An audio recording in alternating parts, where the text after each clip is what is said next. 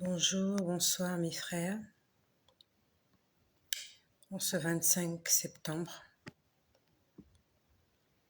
je suis toujours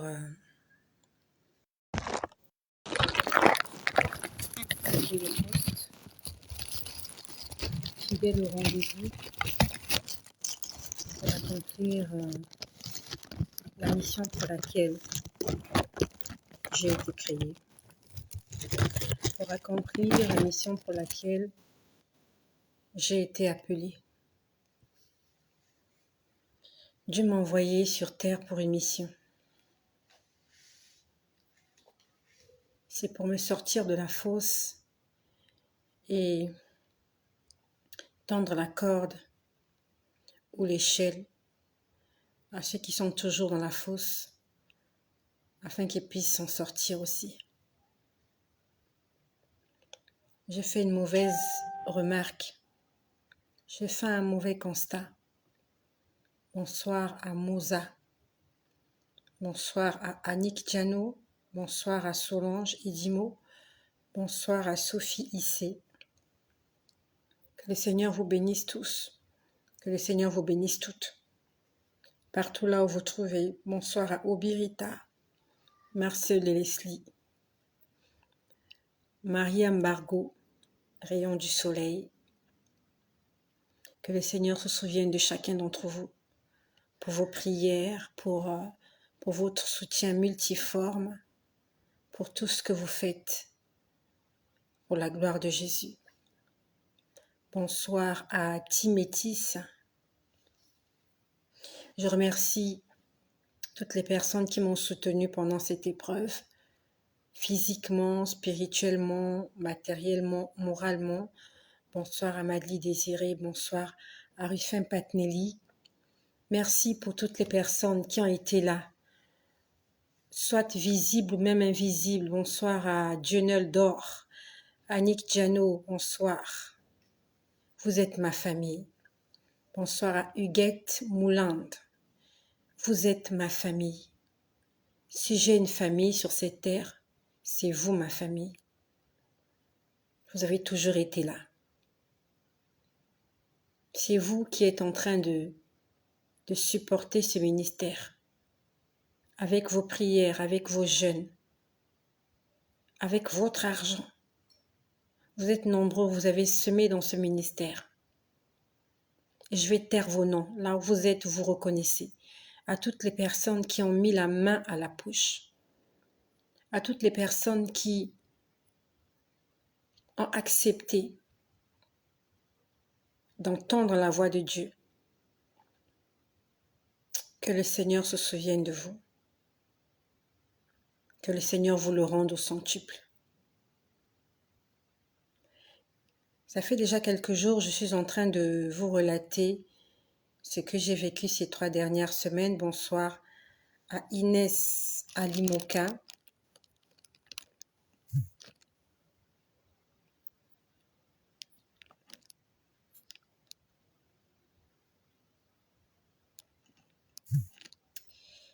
Il y a le serpent dans le jardin d'Éden. Voilà. Il y a le serpent dans le jardin d'Éden. Ok. Donc je dis que ça fait depuis lundi, je crois, que je suis en train de vous relater ce que j'ai vécu ces 3 dernières semaines. Et pour ceux qui n'ont pas suivi tout ce que j'ai dit depuis le premier jour, c'est vrai, les vidéos ne sont pas faites à des horaires appropriés pour tout le monde. Là, par exemple, je suis en train de faire une vidéo, il se fait assez tard. Il y a beaucoup de personnes qui dorment déjà. Voilà. Mais je te remercie de partager. En bref, ce que j'aimerais te dire, c'est de t'accrocher à Jésus. N'abandonne pas le Seigneur Jésus-Christ, s'il te plaît. Moi, je ne l'ai pas abandonné. Et c'est en toute gratitude que je continue à faire mon travail. La chose qui que j'ai aimé, c'est que malgré cela, je n'ai pas maudit Dieu. Malgré cela, je n'ai pas pris une décision. Dieu. 31, il est écrit, ne me retire pas ton Esprit Saint. Ô Dieu, ne me retire pas ton Esprit Saint. Rends-moi la joie de ton salut et qu'un esprit de bonne volonté me soutienne. J'enseignerai tes voies à ceux qui les transgressent et les pécheurs reviendront à toi. C'est dans le psaume 51. Ça veut dire qu'on peut tout perdre. Tu peux perdre ton travail, tu peux perdre ta maison, tu peux perdre un être cher, mais ne perds jamais la présence du Saint-Esprit en toi. Si j'avais rompu ma relation avec Dieu, ça aurait été compliqué pour moi parce que ça fait bientôt 5 ans que je suis en train de me sacrifier, que je me suis consacrée à Dieu. Je suis aujourd'hui le résultat d'un fruit de 5 ans déjà.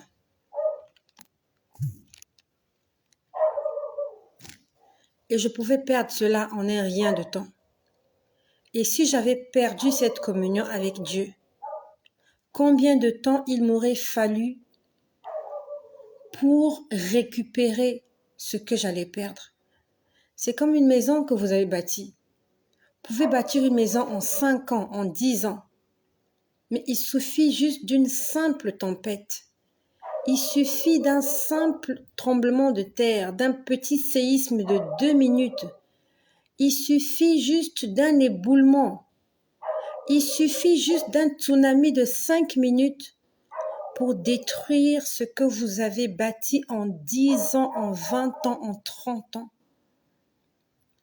Et c'est ça qui était précieux pour moi. Je me suis dit, j'ai bâti un édifice depuis décembre 2017, 2018, 2019, 2020, 2021.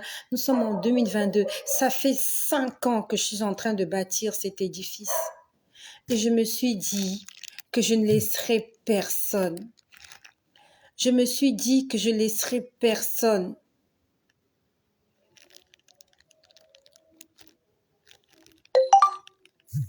Le serpent est vraiment dans le jardin d'Éden ce soir. Je me suis dit que je ne laisserai personne ni aucune situation me séparer de Jésus-Christ. Comment j'aurais fait pour récupérer ces 5 années de sacrifice? Que le nom de Jésus soit glorifié, parce que chaque jour, j'ai continué à le servir, à l'adorer, à lire ma Bible, à prier. Et je peux te dire que Dieu était présent. La présence de Dieu était très palpable, surtout le soir, lorsque tout le monde partait. On se retrouvait un peu seul là. C'est là où vous sentez la solitude. Vous vous retrouvez seul et ce sont des souvenirs. La nuit est tombée. Vous commencez à réfléchir.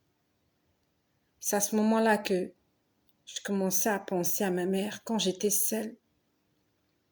Et c'est justement à ce moment-là que Dieu venait me consoler. C'est à ce moment-là qu'il venait me consoler. La nuit, il venait la nuit.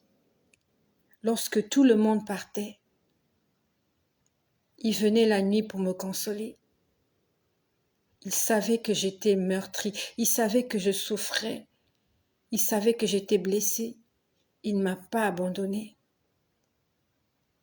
Je pouvais entendre les anges chanter. Je les entendais chanter. Je voyais des choses inexplicables, inexprimables. Je voyais de très belles choses. Je voyais de très belles choses et j'ai du mal à expliquer ce que je voyais. Et des choses qu'on ne peut pas expliquer. Il faut juste les avoir vues. Il faut juste les avoir vécues pour comprendre. J'aimerais dire aux yeux du monde entier, sans honte, je n'ai pas honte de le déclarer. J'ai donné ma vie à Jésus. J'appartiens à Jésus. Je veux servir Jésus-Christ parce qu'il est Dieu.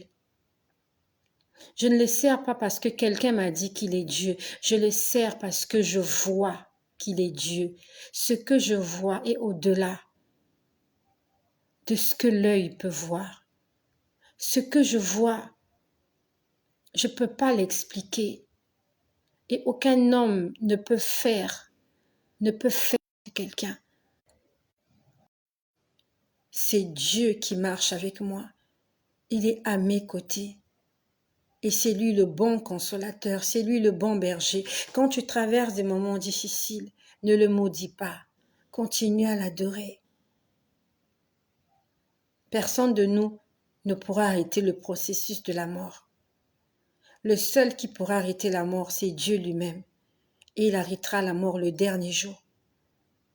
La Bible nous dit que c'est à la fin des temps que la mort et le séjour des morts seront jetés dans les temps de feu. Tant que la fin n'est pas arrivée, la mort va continuer à frapper les hommes. Les hommes vont continuer de mourir. Mais la chose la plus importante dans la vie d'une personne, c'est que cette personne-là puisse accepter Jésus-Christ comme Seigneur et Sauveur. Ton mari peut-être va mourir, ton épouse va mourir, ton père, ta mère, peut-être qu'ils vont mourir. Et je ne souhaite pas, peut-être tes enfants, mais je prie au nom de Jésus que tu ne perdes aucun de tes enfants. De la même manière que ma mère n'a perdu aucun de ses enfants dans son vivant. Je prie que moi je ne perde aucun de mes enfants et je prie que toi tu ne perdes aucun de tes enfants pendant que tu es encore vivant sur la terre. La seule chose la plus importante, c'est le salut de l'âme. Tout ce que nous faisons sur cette terre, ça va rester, ça va se détruire, ça va périr. Les maisons que nous allons construire, elles vont se faner. Elles vont tomber un jour. Les véhicules que nous achetons, un jour ils vont faire des accidents. Un jour ils vont aller à la casse. Les vêtements que nous avons, ça va se faner, ça va se déteindre, ça va se déchirer. Le corps que tu as, un jour tu seras forcé à l'abandonner. Tu n'es pas éternel, ton corps n'est pas éternel. La seule chose qui est éternelle en toi, c'est ton âme. Et il faudrait que tu en prennes soin. Je suis allée trouver le corps de ma mère, je l'ai regardé, je l'ai touché, elle était en face de moi. J'étais incapable de lui rendre la vie. J'étais incapable de faire battre son cœur. J'étais incapable de lui ouvrir les yeux, même si je lui ai ouvert les yeux. J'ai ouvert ses yeux un moment, j'ai regardé. Elle avait l'air tellement vivante. Mais je ne pouvais pas l'aider à cligner les yeux de façon naturelle. Il n'y a que Dieu qui peut nous aider à faire ça. Quand Dieu n'est plus en toi, tu ne peux plus cligner les yeux. Je pouvais lui ouvrir la bouche, oui. Sa langue bloquait le passage. Je me suis sentie impuissante. Je me suis sentie impuissante. J'avais besoin d'aide. J'avais besoin de Dieu. Je lui ai dit, Seigneur, j'ai besoin de toi. Je me suis sentie tellement inutile. Lorsque je suis chez moi, je fais le ménage, je fais la vaisselle, je fais la lessive, je fais tout. Lorsqu'il y a un problème, j'interviens. Quand un enfant ne comprend pas ses devoirs, je l'aide à faire ses devoirs. Lorsque ma voiture est en panne, j'appelle le mécanicien. Lorsque je n'ai plus d'essence, je vais à la station d'essence. Lorsque je n'ai plus de vivres dans ma cuisine, je vais faire des courses. Mais là, j'étais en face d'un dilemme. J'étais en face du corps de ma mère inanimé. Je ne pouvais rien faire d'autre que d'attendre l'intervention divine. J'étais incapable de la réveiller. J'étais incapable. C'est devant la mort que tu te sens incapable. C'est devant la mort que tu comprends qu'il y a un Dieu. On a besoin de Dieu. Tu as besoin de Jésus dans ta vie. Plus que jamais, j'ai compris ma mission. Ma mission sur cette terre, c'est de parler de Jésus à des gens qui vont bientôt quitter la terre. Et j'ai toujours dit cela, ce n'est pas pour maudire le ministère que Dieu m'a donné, mais j'ai compris que Dieu m'envoie vers des gens en fin de vie. Et peut-être toi qui m'écoutes, il ne te reste plus assez de temps sur cette terre. Le 23 août de cette année, ma mère a chanté pour moi au téléphone. Elle m'a appelé le soir, ça fait à peine un mois. Ça fait à peine un mois. Le 23 août, le 23 du mois dernier, elle m'a appelé le soir. Elle m'a expliqué comment elle m'a mise au monde. Elle m'a dit que c'était un mardi. Il était 0 heure. Et ça faisait plus de 40 ans qu'elle me racontait la même histoire. Elle me l'a raconté le 23. Et 5 jours plus tard, elle n'était plus là.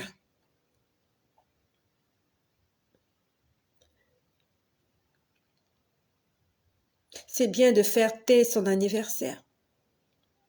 C'est bien d'être dans la joie. Mais peut-être que tu n'en as plus pour longtemps. La plupart des personnes que j'ai rencontrées depuis que Dieu m'a confié ce ministère, quand je leur parle, finalement, elles meurent. Je ne sais pas pourquoi ça se passe comme ça. Je suis l'envoyé des dernières minutes. Je suis l'envoyé des derniers temps. Et même si tu ne crois pas à tout ce que j'ai raconté jusque-là, peut-être que j'ai raconté des choses que tu n'as pas aimées. Mais la seule chose que j'aimerais te dire ce soir, donne ta vie à Jésus. Appelle Dieu dans ta vie. C'est la chose la plus importante sur cette terre. Tout ce que tu vois autour de toi, c'est vanité des vanités. Le sexe ne pourra pas te donner tout ce que ton cœur désire. Ce sont des moments éphémères que nous passons. Ce sont des plaisirs très éphémères. Et la personne qui te procure du plaisir ce soir ou actuellement va te tromper. Elle peut te tromper. Elle peut t'abandonner. Elle peut te délaisser. Mais Dieu ne t'abandonnera jamais. J'ai passé des moments difficiles ces 3 dernières semaines et le Seigneur venait me consoler tous les soirs. J'entendais de la musique. J'étais là assise sur ce canapé. J'entendais les anges chanter. Je voyais des choses. Même si à l'extérieur de la maison, il se passait une activité négative très intense, à l'intérieur de la maison, je voyais la gloire de Dieu. J'ai vu Jésus. Je l'ai vu. Il est venu. Je l'ai vu. Il m'a rien dit. Je l'ai juste vu et j'ai compris qu'il était là pour me dire, je ne t'abandonne pas, je suis avec toi. À ce moment-là, j'ai entendu quelque chose ce soir-là. J'ai entendu testament. J'ai entendu testament. Je me suis posé la question, pourquoi il parle de testament? C'est quoi le testament? Qu'est-ce que les testaments?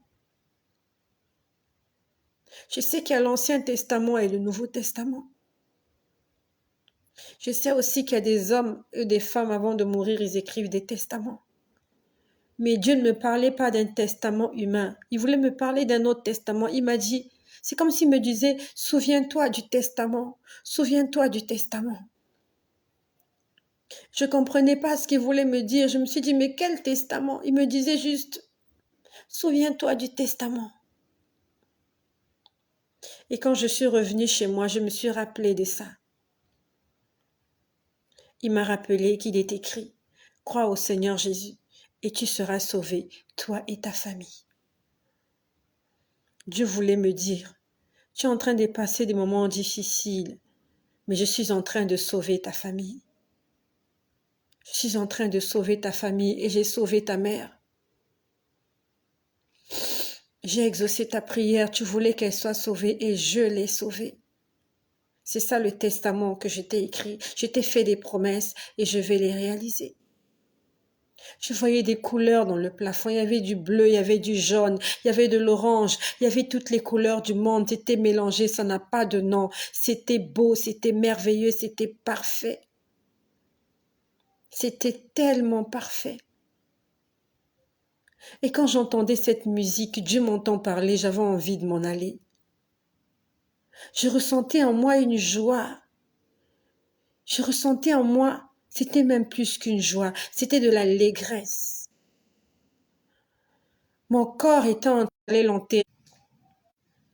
Ici, le corps de ma mère était à la morgue.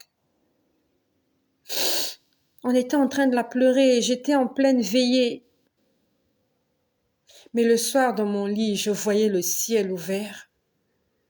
Le ciel était ouvert et c'est comme s'il voulait me dire, je ne t'ai pas abandonné.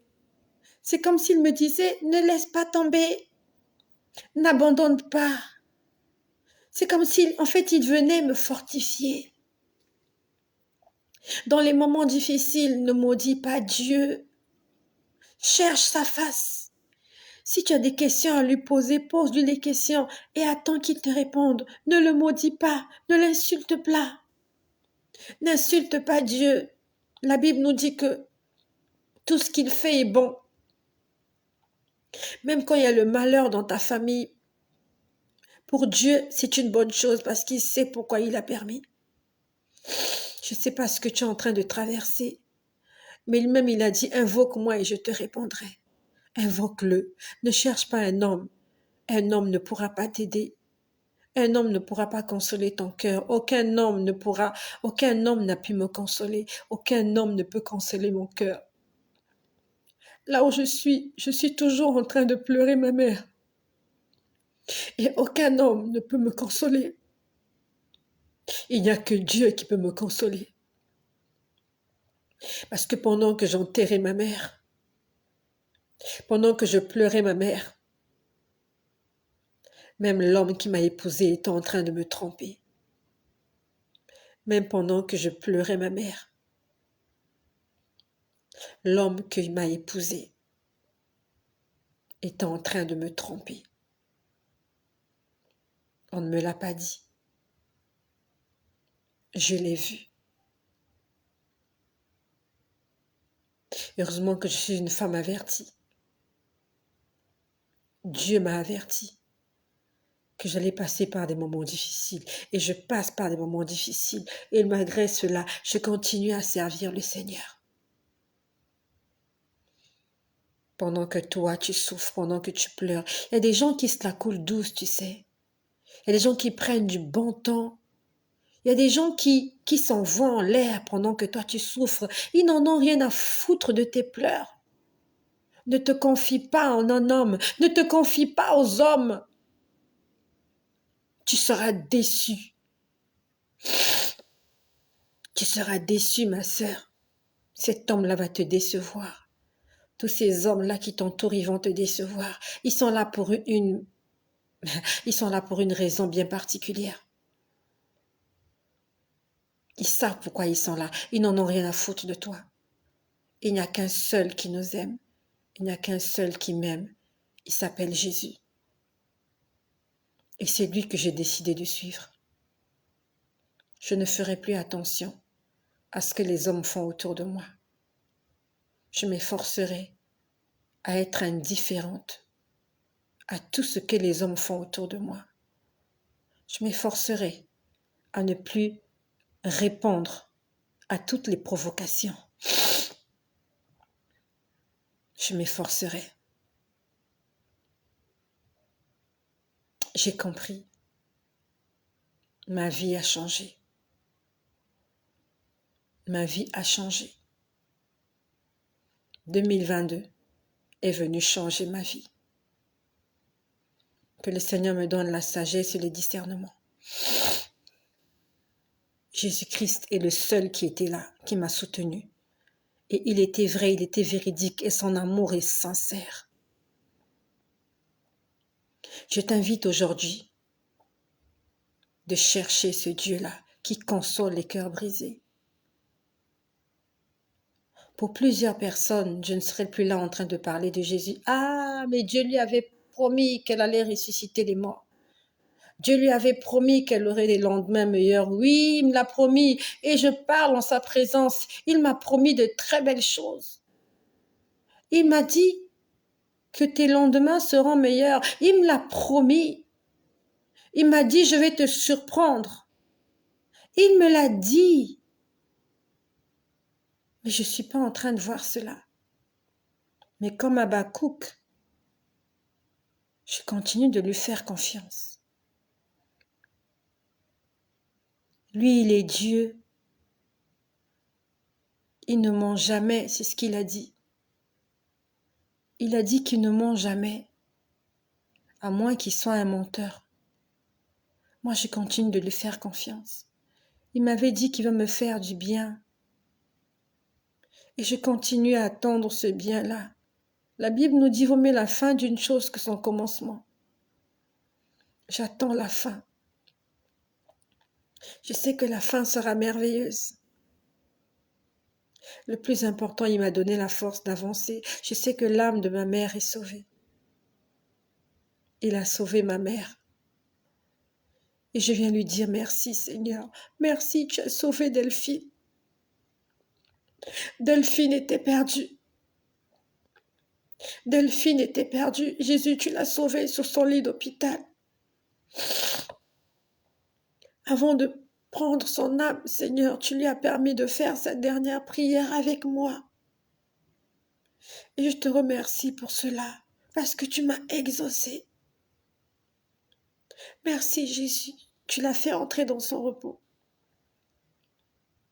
Je ne la verrai plus, c'est vrai. Je ne toucherai plus son visage. Je n'entendrai plus sa voix. Mais je sais qu'elle est sauvée. Prions pour le salut des âmes. Ne cesse pas de prier pour le salut des âmes. Et si aujourd'hui c'est peut-être la première fois que tu m'écoutes, peut-être que c'est la première fois que tu me vois, ou peut-être même que c'est la millième fois, j'aimerais t'inviter à renouveler ton alliance avec Jésus-Christ. Renouvelle tes vœux avec Jésus ce soir. N'attends pas demain. Demain peut être trop tard. Lorsque ma mère priait avec moi ce soir, elle ne sait pas que cette nuit-là, elle allait mourir. Et même moi, quand je priais avec elle, bien que j'ai été avertie, je ne savais pas que je passais mon dernier entretien avec la femme qui m'a mise au monde. Vous êtes nombreux à être abonnés et je ne suis pas sûre que tous ceux qui sont abonnés sont toujours en vie. Il y a des gens qui se sont abonnés à cette chaîne mais qui ne sont plus de ce monde. Il y a des gens qui au départ faisaient des commentaires et agissaient. Je ne les vois plus, je ne sais pas qu'est-ce qu'ils sont devenus. Et j'espère qu'ils sont entrés dans le repos. J'espère pour eux qu'ils sont entrés dans le repos. J'ai plus de 7000 abonnés et rarement j'ai fait 7000 vues en une vidéo. J'atteins rarement 7000 vues. Pourtant, j'ai plus de 7000 abonnés. Où sont donc les autres? Où sont passés les autres abonnés? Qu'est-ce qu'ils sont devenus? Est-ce qu'ils sont toujours là? Ou ils regarderont la vidéo dans 1 mois, dans 2 mois? Ou alors ils ne regarderont plus jamais ces vidéos-là? Bien-aimés, nous sommes des pèlerins sur la terre. Depuis que le Seigneur m'a confié ce ministère, j'ai vu des hommes et des femmes mourir. J'en ai vu plusieurs qui ont été rachetés. J'en ai vu plusieurs qui sont entrés dans le repos. Et j'en ai vu aussi d'autres qui ne sont pas entrés dans le repos, mais dans le tourment éternel. J'aimerais que tu fasses de ton âme ta priorité. Tout ce que tu vois à l'extérieur, ça va rester. Cette belle maison, elle va rester. La voiture qui est garée dans mon garage, elle va rester. L'argent que j'ai en banque, si aujourd'hui je meurs, des gens vont se le partager. C'est comme ça la nature humaine. Ils attendent ce que toi, tu es en train de bâtir. Ils ne bâtissent pas pour eux-mêmes. Ils attendent que quelqu'un d'autre bâtisse pour que eux ils viennent s'en emparer. C'est ça la nature humaine. Mais gloire soit rendue à Jésus. Un après-midi, j'étais là allongée. Un après, j'étais allongée. J'étais très fatiguée parce que toute la journée, il y a des gens qui entraient, qui sortaient, qui défilaient. À la veiller, voir, discuter, me fortifier, m'encourager. Et je dormais très peu. Je dormais très peu, je dormais tard et je devais me réveiller très tôt pour des obligations. Et un après-midi, j'étais très fatiguée, j'étais allongée. Et pendant que j'étais allongée, j'entendais des gens chanter. Je ne les voyais pas, je les entendais juste chanter. Et ces gens-là, ils chantaient en ma langue maternelle. C'est la langue que parlait ma mère. Je ne vais pas parler ça parce que vous n'allez rien comprendre. Et moi non plus, je ne parle pas très bien cette langue, mais je comprends quelques mots. Et la chanson disait « Ne pleurez pas Delphine, Delphine dort. Ne pleurez pas Delphine, Delphine dort. Elle dort, ne pleurez pas, elle dort. Ne pleurez pas, elle dort. » Ma mère, pas s'appeler, je ne veux pas conjuguer, je ne veux pas la conjuguer au passé. Ma mère s'appelle Delphine. Elle s'appelle Jeanne Delphine et c'est ce prénom-là qui est sur mon acte de naissance. Et sur ma carte d'identité et sur mon passeport, c'est ce nom-là. Et c'est ce nom-là qui restera sur tous mes documents. Ma mère s'appelle Jeanne Delphine. C'est le prénom que lui avaient donné ses parents. Et ce jour-là, quand j'étais allongée, cet après-midi, j'entendais une chanson qui disait « Ne pleurez pas Delphine. Delphine dort. Delphine se repose. Ne pleurez pas Delphine. Delphine dort. Delphine se repose. » Jusqu'à présent, le Seigneur n'a pas cessé de me consoler au sujet du départ de cette femme qui avait toujours été là pour moi. C'était une femme battante, elle avait toujours été là pour moi. J'aurais du mal à l'oublier. Et peut-être que toi aussi, dans ta vie, tu as perdu quelqu'un de très cher que tu as du mal à oublier.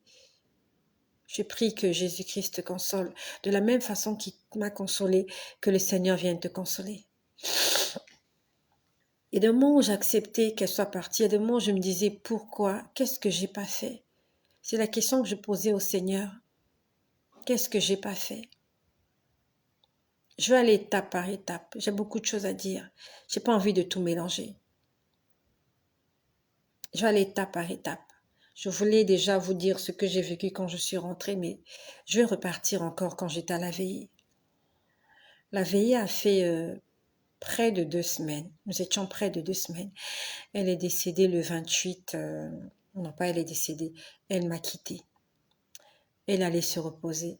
Elle allait se reposer le 28... elle allait se reposer le 28 août. Et une semaine plus tard, son corps était toujours à la morgue. Et c'est le vendredi d'après que tout était rassemblé pour qu'on aille laisser son corps au cimetière.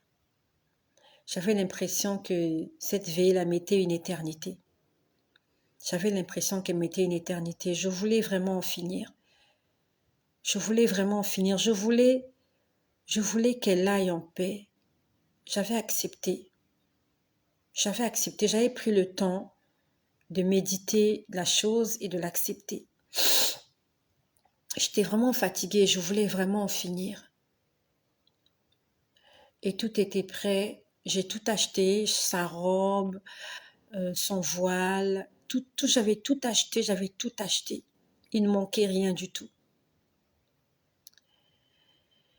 Et on avait l'autorisation de faire entrer 2 personnes, dans la morgue. Et beaucoup de personnes ont cru que je n'aurais pas supporté cela. Mais je me suis dit que si je ne le fais pas, je le regrettais totalement. je me suis dit que si je ne le fais pas, je le regretterai toute ma vie. J'ai dit je dois terminer ce que j'ai commencé. Cette femme-là a été la première que j'ai vue quand je suis venue sur Terre. Et je me suis dit que je dois être la dernière personne qu'elle verra, avant que son corps ne retourne à la poussière. Je suis entrée à la morgue pour la première fois de ma vie. Je suis entrée à la morgue. J'étais accompagnée par une autre maman qui était une grande amie à ma mère que j'appelle maman Hélène. Elle m'accompagnait dans la morgue. On était là dans cette salle. Ils ont amené son corps. Il était interdit de pleurer dans cet endroit. J'ai fait des efforts pour ne pas pleurer. Je voulais la voir pour la dernière fois. Je voulais toucher son visage pour la dernière fois.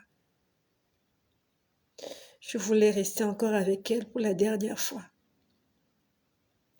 Pour ne pas avoir dit après, oh, j'aurais dû faire. Quand je suis arrivée, j'ai tout fait pour la ramener à la vie. Elle ne s'est pas réveillée. Je me suis dit, à la morgue, je vais aller, je vais la laver. C'est ma mère. Et je suis sa seule fille. Il n'y a que moi qui dois faire ça. Si je ne le fais pas, qui va le faire à ma place? Je devais assumer. Ils ont emmené son corps. Elle était sur un brancard. Il était encore dans le drap. Ils ont déplacé le corps et l'ont mis sur cette chose-là où on lave les cadavres. Et j'étais juste là. Ils ont posé son corps. Ils ont enlevé le drap. Je l'ai vu. Je leur ai demandé la permission de la toucher. Ils m'ont dit, tu peux la toucher. J'ai touché son visage. Lorsque j'étais venue ce jour-là à l'hôpital, elle avait la bouche fermée. Je ne pouvais pas lui faire le bouche à bouche. Mais je n'ai pas compris. Ce jour-là, à la morgue, elle avait la bouche ouverte. Il y avait du sang. Il y avait du sang dans sa bouche. Je n'ai pas compris pourquoi. Est-ce qu'il y a quelqu'un qui a fait médecine qui peut m'expliquer pourquoi ça s'est passé comme ça? Je n'ai pas compris pourquoi. Ce jour-là, à l'hôpital, à la clinique, sa bouche était fermée. J'ai pas pu ouvrir sa bouche ce jour-là. Mais le jour de l'enterrement, quand on a amené son corps, sa bouche était ouverte. Je pouvais voir sa langue. Je pouvais voir ses dents. Et il y avait du sang tout autour de sa bouche. J'ai pas compris ce qui s'était passé. Quand on l'a fait entrer à la morgue, elle n'avait pas de sang dans la bouche. Elle n'avait pas de sang. Ce sang-là est venu d'où? Et c'était du sang frais. Est-ce qu'il y a quelqu'un qui a fait médecine pour m'expliquer ce phénomène? D'où est venu ce sang-là et comment sa bouche s'est ouverte? Je me suis posé beaucoup de questions.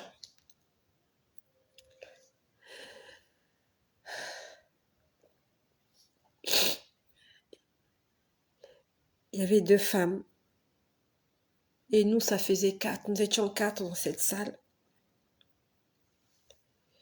On a lavé maman. On l'a lavée.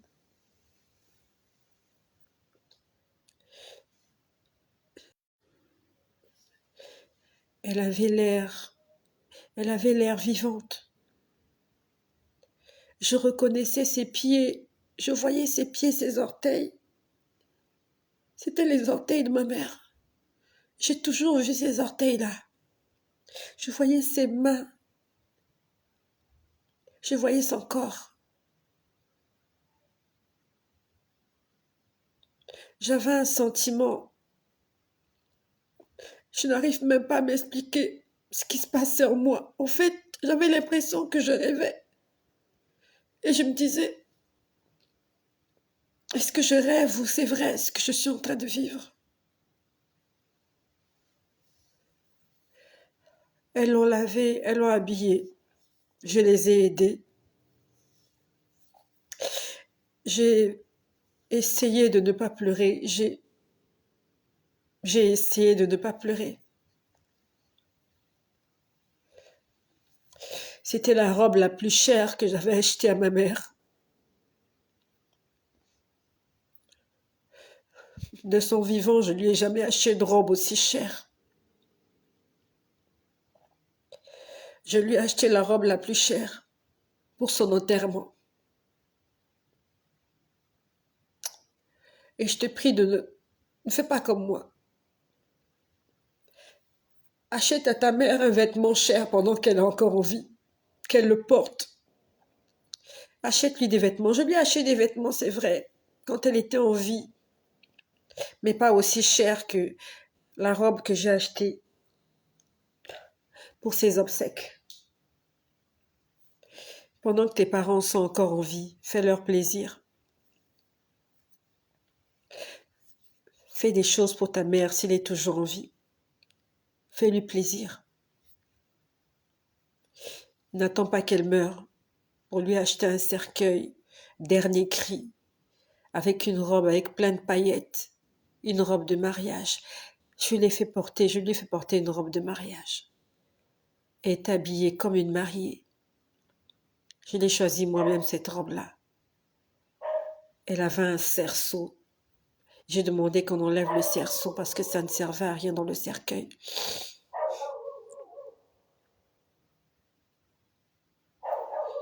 J'étais heureuse qu'elle porte la robe que moi-même j'ai achetée. J'étais heureuse d'être là dans cette salle et de faire ce que j'ai fait. J'étais en train de faire mon deuil. Je voulais tout faire. Je ne voulais rien rater, je voulais rien manquer. Je voulais être présente. Je voulais garder de bons souvenirs. Et je garde des bons souvenirs d'elle. Le plus important pour moi, c'est que elle est partie se reposer. Et je t'invite aussi à aspirer au repos de l'âme.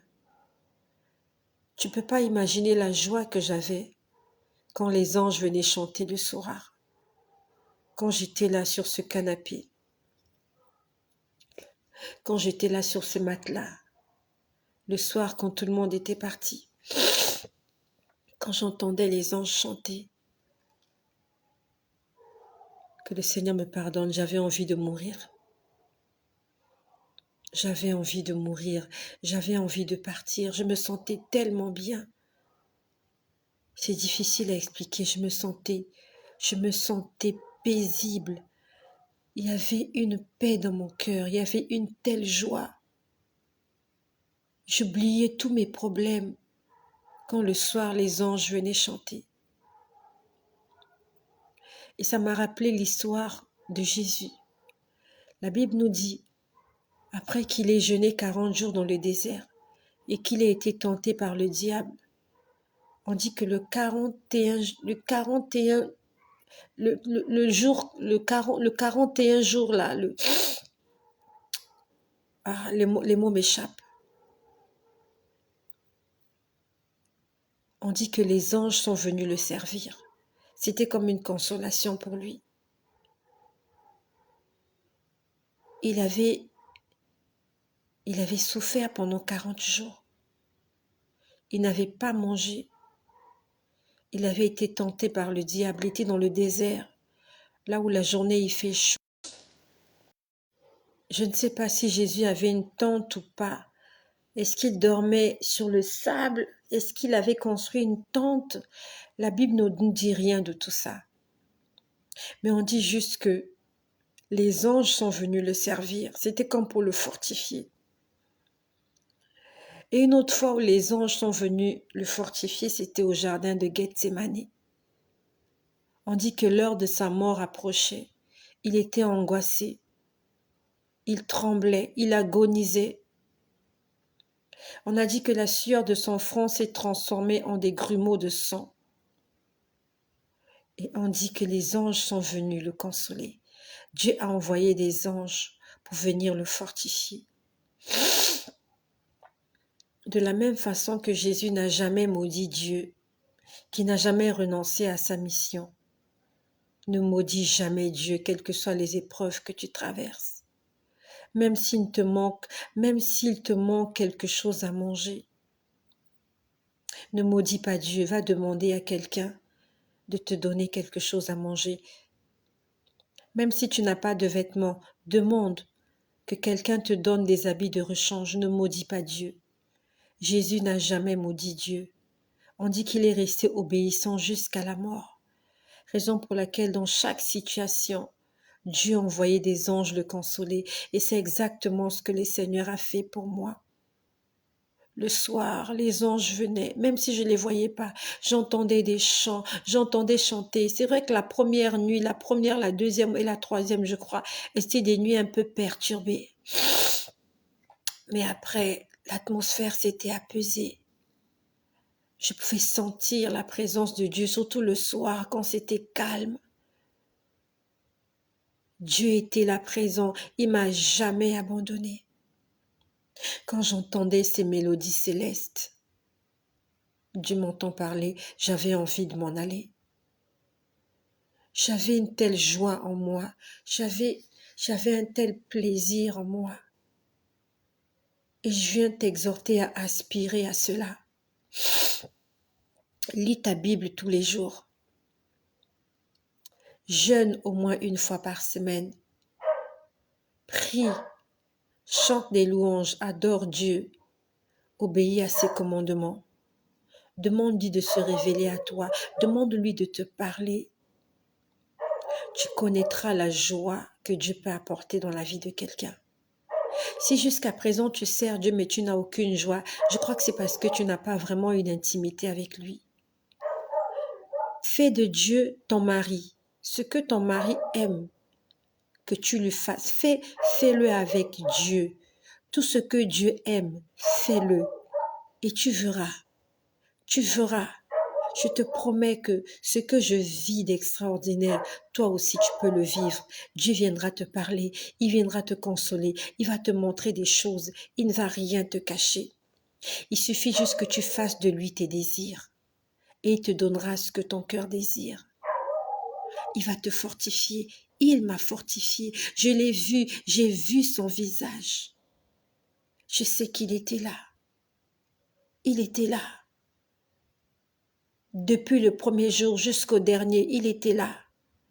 Même quand je pleurais, il était là. Il m'avait jamais abandonné. Les anges étaient là. Les anges veillaient sur nous. Ils nous protégeaient. J'entendais des chants. J'entendais des gens intercéder. J'entendais des gens prier en langue. Je ne sais pas qui est en train de faire ça, mais je sais que c'est le ministère des anges. Et je te promets que ça existe. Ce que je te dis, c'est la vérité. C'est pas de l'hallucination. C'est pas des rêves que j'ai faits. C'est pas un songe. C'est la réalité. Jésus-Christ est réel. Et si tu ne crois pas à cela, je ne suis pas venue te juger. Je suis venue juste te demander. Invite-le. Et tu verras ce qu'il peut faire dans ta vie. Jésus-Christ est merveilleux. Il est trop bon. Il est trop bon. Oh, il m'a consolé. Jésus-Christ m'a consolé. Nous avons lavé le corps de maman, nous l'avons habillé. Ils l'ont mis dans le cercueil. Et nous sommes partis. Je vais vous épargner les détails.